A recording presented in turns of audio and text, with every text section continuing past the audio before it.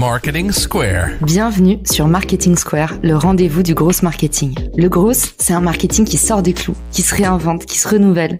C'est aussi un mindset qui repose sur l'envie de se dépasser, de se détacher de ses opinions une bonne fois pour toutes et d'apprendre en continu. Si tu te reconnais dans cette description, que tu sois débutant ou expert, abonne-toi.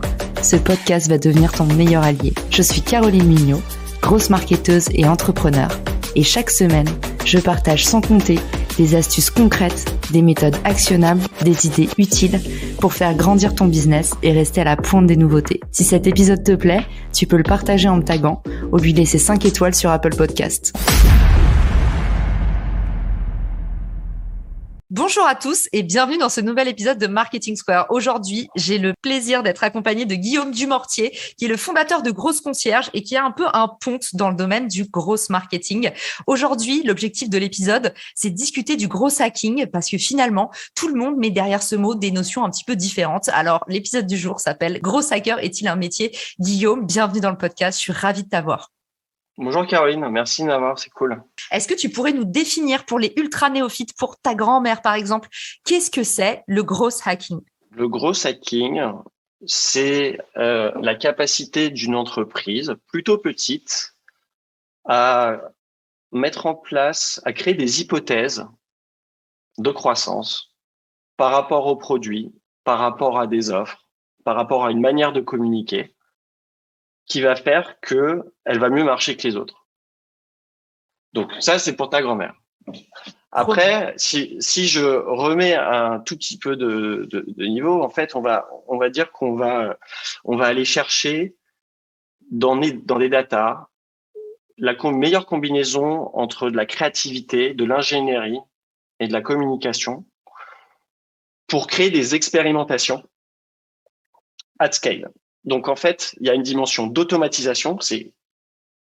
Alors, évidemment, tu dois faire toutes les choses une première fois, mais ce que je fais une première fois, comment est-ce que je peux l'automatiser et donc le scaler avec une dimension de personnalisation. En fait, c'est ça. La personnalisation, c'est comment est-ce que je vais savoir m'adresser à toi en direct de la meilleure manière en prenant en compte tous les attributs que je vais avoir collectés ou inférés dans les différentes touchpoints que tu as pu avoir avec moi. At scale, et donc de dire comment je vais pouvoir le répliquer plusieurs fois. En marketing, alors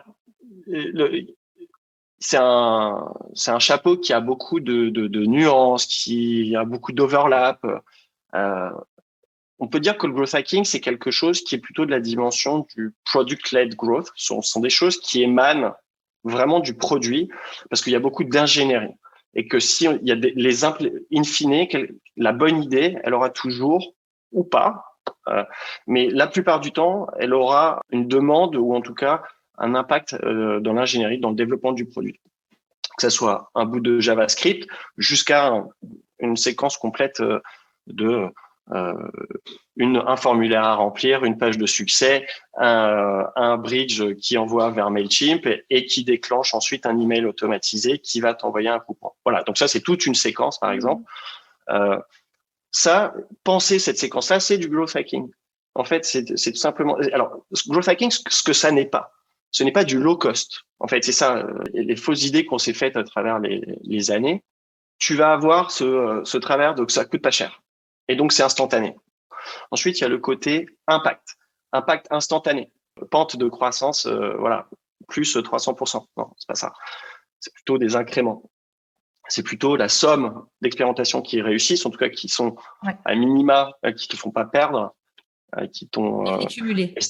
Voilà, exactement. Et c'est donc la capacité à articuler des séquences d'expérimentation sur un spectre large qui va du produit à la communication, mais aussi en passant par la plomberie. Et ça, je pense que c'est un des éléments les plus oubliés. On parle beaucoup de créatif, de pub, de qu'est-ce que tu dois mettre dans ton ad pour impacter, pour être le scroll stopper, etc. Tu vas avoir le côté produit, c'est-à-dire comment est-ce que je déclenche le aha moment, comment est-ce que je facilite la prochaine étape de l'utilisateur. Mais en fait, et c'est là où en fait on a la vraie nouvelle intersection avec le marketing et le technique, c'est que l'optimisation des algorithmes de performance, elle se fait sur justement du code. Après, est-ce qu'on doit parler de growth hacking ? Tu vois, à partir de quand on parle de growth hacking ? growth hacking, ça veut dire aussi, bon, on bosse avec de l'huile de coude, on fait tout ce qu'on peut pour trouver ce qui va nous La faire. bidouille. Et, J'avais trouvé ça horrible. Quelqu'un m'avait dit c'est du bricolage. J'avais trouvé ça horrible comme définition. Mais non, mais par exemple, enfin, tu vois, c'est pas que du bidouillage produit, justement, le growth hacking. Tu vois, le premier growth hacking qui est répertorié, en tout cas dans l'évangile des growth hackers, on va dire, c'est 1996, c'est Hotmail. Et c'est quoi? C'est en fait, dans la signature des emails Hotmail, tu avais PS, I love you, get your free email at Hotmail. Ça, donc c'est une viral loop. C'est, on pourrait même, c'est du product c'est comme le powered by, tu vois. Mais du coup, c'est de dire, j'utilise l'utilisateur. En fait, même pas. Il y a celui-là, il est puisqu'en fait, tu peux considérer qu'à l'époque, Hotmail, les gens savaient pas ce que c'était que l'email, comment on pouvait l'utiliser.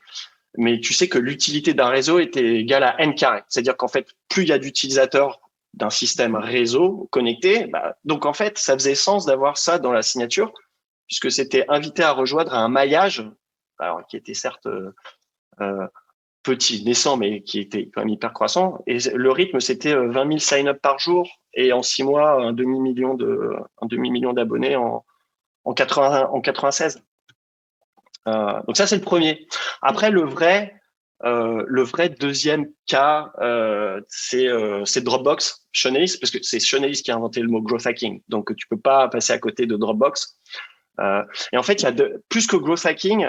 Moi, ce que je retiens, c'est la must-have survey ou la survey l'enquête qui fait mal, le questionnaire qui fait mal. Et en fait, ce questionnaire, pour ceux qui savent pas, c'est de dire, en fait, si aujourd'hui mon produit n'existait plus, comment est-ce que tu te sentirais? Et il y a 4 réponses possibles. Il y a very disappointed, I don't care, or neutral et I don't care. Et en fait, ce qui est intéressant, puisque ça c'est un trait psychologique, c'est de dire en fait, elle est très dure à faire cette enquête parce qu'elle touche directement à l'ego du founder, de celui qui porte la vision. Et d'ailleurs, c'est comme si tu tendais la joue pour te donner une claque. Et en fait, le seuil de 40% de gens qui répondraient, je serais disappointed or very disappointed à cette question-là, en fait, c'est ce qui a été défini comme théoriquement le seuil de il y a un potentiel market fit, il y a une opportunité. Et c'est là où, en fait, où tu branches la notion de product market fit. C'est si tu as 40% des gens qui répondent ça, tu as un potentiel product market fit. Okay. Et s'ils sont très énervés et que tu as beaucoup de services clients, ça veut dire que les gens ont aussi potentiellement très, très besoin de ton produit. Donc, très, très bon signe. Ouais, mais c'est d'ailleurs aussi en termes de les tests d'élasticité prix sont aussi comme ça. Ce sont les 20%. Tu regardes les 20% des gens qui se plaignent. À quel prix j'ai 20% de gens qui se plaignent? Donc ça aussi, c'est un autre type direct. C'est vous faites l'élasticité prix. La manière dont vous regardez, c'est vous prenez 20% d'insatisfaits, comme sur votre courbe de distribution. Donc, 2010, on parle de Dropbox pour le case. Après, tu as 2012. 2012, ça, c'est le cas Airbnb. Alors que pour ceux qui connaissent pas, c'est quand Airbnb a fait un petit Craigslist Wizard. En fait, ils créaient un outil qui permettait de faire du posting de leur de la location qu'ils avaient sous le coude sur Craigslist. Et en fait, c'est ça qui est devenu Airbnb. Mais en 2012, ce qui est intéressant, c'est que c'est l'année où tu as t'as Zapier, par exemple, l'outil d'automation. Donc, c'est là où tu commences à avoir une notion de tiens, j'ai un outil de simplification des passerelles entre un Mailchimp et du Facebook Lead Gen. D'ailleurs, ils l'ont bien compris, Zapier, par exemple. Ils ont regardé quelle était la feature qui était demandée le plus. Donc, c'est prendre les Facebook Leads, les détails que tu peux récupérer dans les Facebook Leads ads, et de les basculer n'importe où, que ce soit Mailchimp, MongoDB, où tu veux. Et ils mettaient ça premium, tu es obligé d'avoir. Donc, ils avaient tout compris. Parce que c'était le plus actionnable pour un marketeur à ce moment-là. Trop bien. Donc, pour récapituler, parce que tu nous as donné beaucoup d'exemples et d'ailleurs, merci beaucoup. Premier exemple, on a Hotmail et le hack, c'est un petit peu, on utilise l'utilisateur comme canal de distribution finalement. Donc, l'idée, c'est un peu celle qu'aujourd'hui, on voit partout, c'est le fameux watermark. Vous savez, vous utilisez un logiciel, finalement, vous devez payer si vous voulez enlever la marque et puis sinon, on part du principe que le produit, c'est vous. S'il est gratuit d'usage, vous avez forcément la marque dessus. Donc, ça, c'était le premier hack. Le deuxième, du coup, c'est Dropbox et on apporte de la valeur avec un incentive immédiatement en fait pour faire monter l'acquisition. C'est de proposer quelque chose en échange et ça pareil à l'époque en fait personne le faisait. Pour nous maintenant même le lead magnet, proposer un contenu à valeur gratuite pour avoir des utilisateurs c'est une évidence. Mais en fait il y a des mecs qui ont inventé ça et ont recetté ça comme il fallait avant. Et le troisième exemple du coup c'est la façon d'automatiser à la Airbnb. Donc pour moi derrière il y a l'automatisation qui permet de passer à l'échelle sans devoir doubler ses ressources. Et puis, il y a cette valeur qui me plaît beaucoup, c'est finalement le co-marketing. C'est en fait, le premier axe, c'était utilise ton utilisateur comme canal. Et le troisième, c'est peut-être utilise un partenaire qui a déjà dans sa base de données tous les gens qui potentiellement pourraient avoir besoin de ton service. Et je sais que tu sais très bien parler de ce sujet-là. Mais des formations professionnelles, du coup, j'étais obligée, je n'étais pas influencée dans les sujets, mais je suis obligée de rebondir dessus. Non, mais après, si tu veux, en fait, c'est intéressant que tu parles de hack parce qu'en fait, on est plutôt sur des types de boucles virales. Ouais. Moi, j'appellerais plutôt ça des boucles virales parce que des boucles virales qui émanent d'un produit, des boucles virales, elles peuvent émaner du contenu des utilisateurs. Regarde, Quora, c'est exactement comment ils ont grandi. Quora, il y a une question qui est posée, il y a des gens qui donnent des réponses. Le hack, c'est tout simplement d'utiliser le SEO et le ranking de Google pour faire surfacer leur contenu et de dire quand il y a des gens qui posent des questions. D'ailleurs, tu remarqueras que Google a compris. Enfin, quand tu cherches quelque chose, c'est intéressant de regarder où se trouvent les résultats de Quora dans les résultats de recherche. Moi, j'en vois plus beaucoup, perso. En tout cas, plus sur les premières pages. Ah, intéressant. Ok. D'accord. Donc ça, c'est un exemple c'est de la user-generated content loop, par exemple, du GC loop. Mais maintenant, imaginons que tu fasses pas du digital, tu fasses du hardware. T'as quelque chose qui va s'appeler le physical content loop. Et ça, tu vas être sur la reconnaissance des produits par leur design ou leur couleur. Aujourd'hui, si je te demande c'est quoi la couleur des Vélib, je te montre un Vélib, tu sais que c'est Vélib. Enfin, tu vois, l'objet Vélib, tu es capable d'associer la marque directement. C'est la ça. forme. La forme. Ouais. Le poids, parce que ça pèse 170 kilos, un Vélib. Le seul vélo qui pèse comme une voiture. Tout à fait. Deuxième exemple, mais qui est dans nos mains et qu'on a tous les jours, même si c'est moins aujourd'hui, mais la couleur des produits blancs. C'est du content, ça c'est du physical content loop. Et là, tu rentres dans les communautés de marque parce que ça devient un signe de reconnaissance. Ça devient, tu vois, tu matérialises, tu rends tangible le lien justement par des codes. Peut-être que tu vois, notre truc à la con, si je prends la RATP comme une marque, tu vois, le pass Navigo, c'est ce qui nous reliait tous, tu vois, on a tout. Et avant, la carte orange, tu vois. Moi, j'ai retrouvé des cartes orange, c'est un truc de ouf, quoi. Mais c'est des objets, c'est des artefacts. Mais en fait, c'est ça qui te lie avec d'autres communautés. Bon, bref, c'est juste pour ajouter en disant, on va plus parler de type de boucle virale que tu vas créer au service du produit, bien évidemment, mais qui sont pas forcément que techniques liées au produit. Et ça fait écho à une question qu'on me pose souvent, c'est finalement où est-ce qu'on met le gros manager ou marketeur ou hacker dans un groupe. Comment est-ce que toi, tu montes une équipe qui est orientée croissance, c'est-à-dire qui va aider l'entreprise à améliorer son revenu, à faire circuler plus facilement ce qu'elle gagne? Si tu veux, il y a quatre piliers sur lesquels il faut vraiment bien comprendre qu'il y a des individualités, en tout cas des expertises que tu peux pas amener de manière collégiale. C'est-à-dire, il y a quelqu'un qui doit amener une expertise plus profonde que les autres sur le même sujet. Donc, en fait, tu vas avoir tout ce qui est côté data analytique. Donc, quelqu'un qui sait compter, mais plus que compter, c'est quelqu'un qui va être capable de transformer des données en insight, qui va être capable d'analyser. Donc, mais cette donnée, donc, quelqu'un qui sait bien lire les chiffres, il a des bons chiffres s'il y a quelqu'un qui sait bien faire la plomberie. Donc, quelqu'un qui va être plutôt très développeur, donc ingénieur, qui va apporter la compétence ingénierie. Donc, quelqu'un qui sait coder, quelqu'un qui sait lire, interpréter les chiffres. Après, une personne qui sait écrire. Donc, qui va pouvoir jouer sur vraiment le côté conception-rédaction, copywriter en anglais, avec tout ce que ça veut dire. C'est-à-dire que ça soit des headlines, du contenu un peu plus long. Et justement, tout le but du jeu reste à savoir si tu joues sur du temps court ou du temps long. C'est-à-dire si tu dois écrire des articles de 1500 mots pour du SEO, tu vas mettre dans un content hub qui va en demander 5-6, ou si tu vas être sur du landing page optimization où tu vas justement créer des expérimentations, des variations de landing page. Donc, il faut pas se tromper non plus aussi de copywriter en fonction du contexte. Donc, quelqu'un qui sait compter, quelqu'un qui sait coder, quelqu'un qui sait écrire et quelqu'un qui sait dessiner. Ouais, dessiner / animer.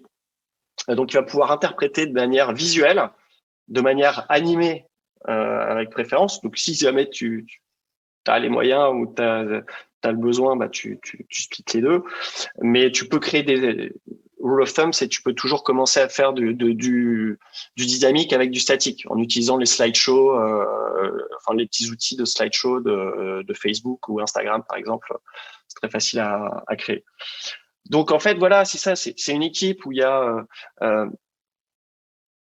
une compréhension très forte du business. C'est-à-dire que vraiment, il doit y avoir une vue, tu prends un peu de hauteur tu dois toujours accrocher ça de toute manière à des objectifs business.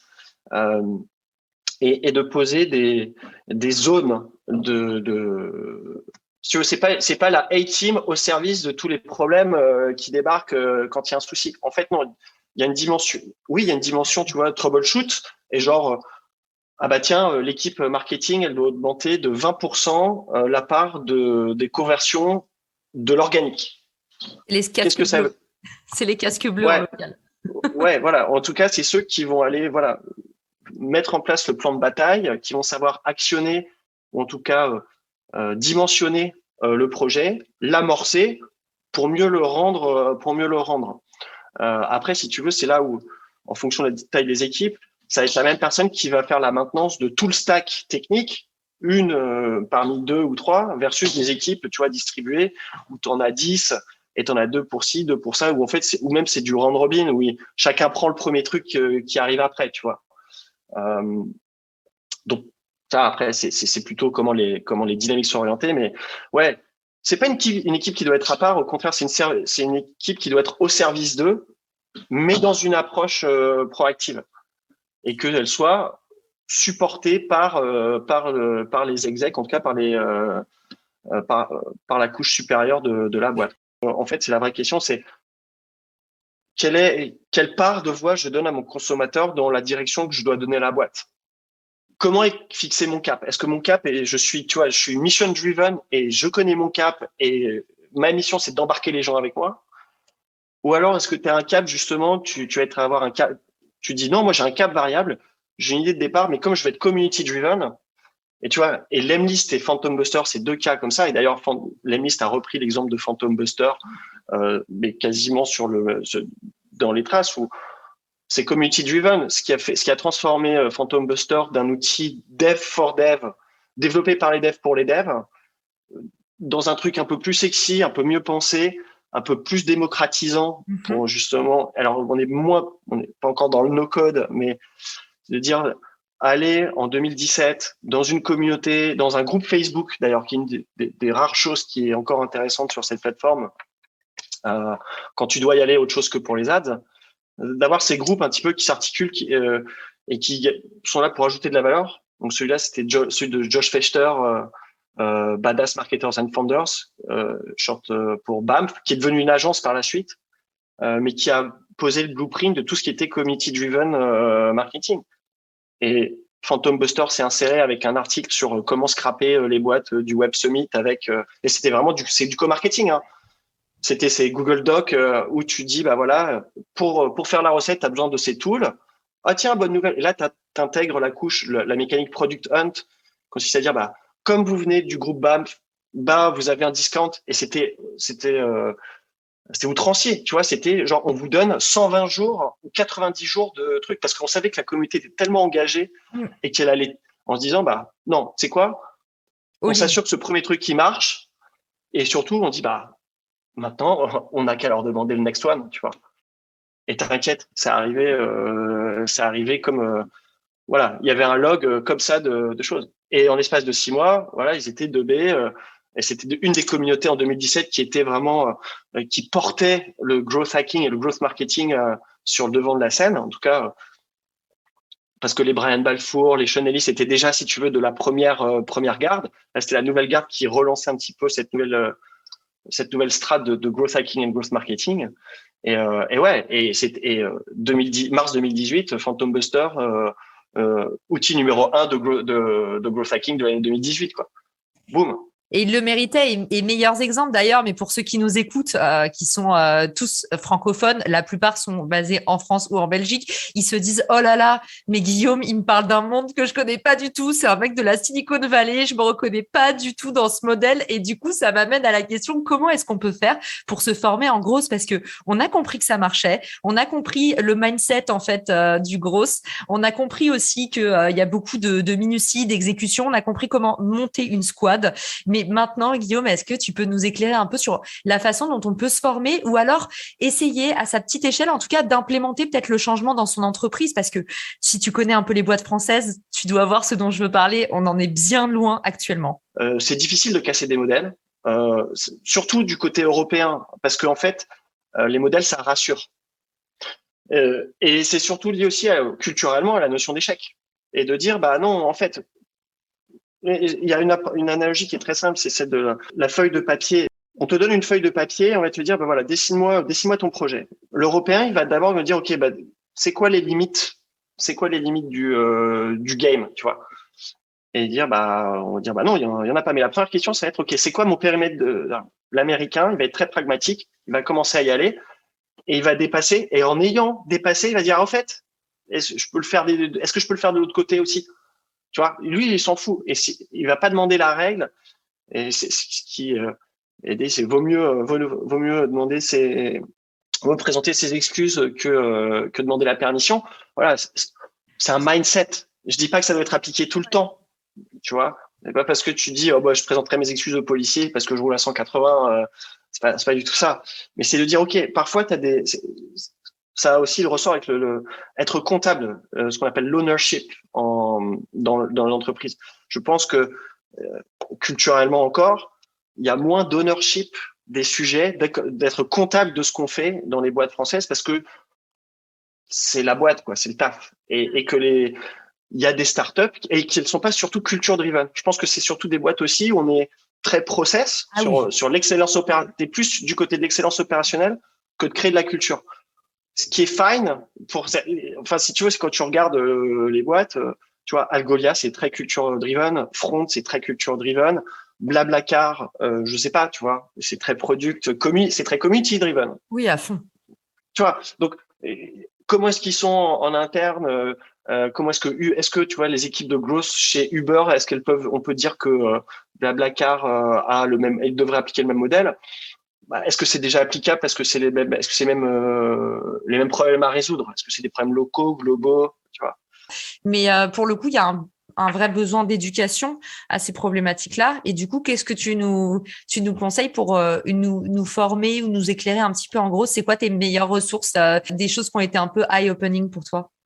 Hyper attentif à ce que dit mon compère Guillaume Cabane, parce que lui, il opère toute une dimension. On parle des mêmes choses, product-led growth, automatisation, personnalisation d'expérience at scale. Lui, vraiment dans un monde SaaS B2B, et je pense que il y a des bons réflexes. Par exemple, une des références communes qu'on a, c'est Cialdini sur la persuasion, comment tu crées un contexte favorable de vente, ce qui est très vrai dans le B2B parce que il y a plusieurs étapes. Mais il y a qu'un pas et le muscle marketing pour te dire comment est-ce que j'applique ça dans un contexte e-commerce et comment est-ce que je vais chercher. En fait, c'est s'éduquer sur c'est quoi les leviers psychologiques. En fait, c'est revenir fondamentalement à soi. C'est qu'est-ce qui est reptilien, qu'est-ce qui me drive. Et pour se rendre compte qu'au final, le marketing, c'est la première forme de manipulation tolérée par l'humain. Merci beaucoup, Guillaume, pour tout ce que tu nous as transmis pendant l'épisode. Et où est-ce qu'on peut te retrouver? Vous pouvez me retrouver sur LinkedIn. C'est le meilleur moyen de démarrer la conversation. Après, il y a thegrossconcierge.com où il y a 2-3 bannières. Il y a une brochure qui explique un peu la méthode de ce qu'est le Growth Marketing Fit. Et puis, non, mais surtout, parler du growth marketing fit en direct, c'est toujours mieux. Trop bien. En tout cas, merci beaucoup, Guillaume. Et du coup, je mettrai tous tes liens dans les ressources de l'épisode. Je vous souhaite à tous une très belle journée, soirée et je vous dis à bientôt sur Marketing Square. Ciao. Merci, Caroline. Si t'as écouté jusqu'ici, c'est certainement que cet épisode t'a plu. Ce podcast est rendu possible par Richmaker, le Tinder du B2B comme on l'appelle. C'est une plateforme que j'ai lancée et qui permet d'identifier des partenaires compatibles en fonction de ton business. En gros, dis-moi quels sont tes objectifs marketing et je te dirai qui va t'aider à les dépasser au sein de ton écosystème. Pourquoi aller chercher ses clients un par un quand on peut placer sa croissance en pilote automatique ? Plus d'excuses, passe à l'action et à très vite sur Marketing Square, le podcast du gros marketing. Marketing Square.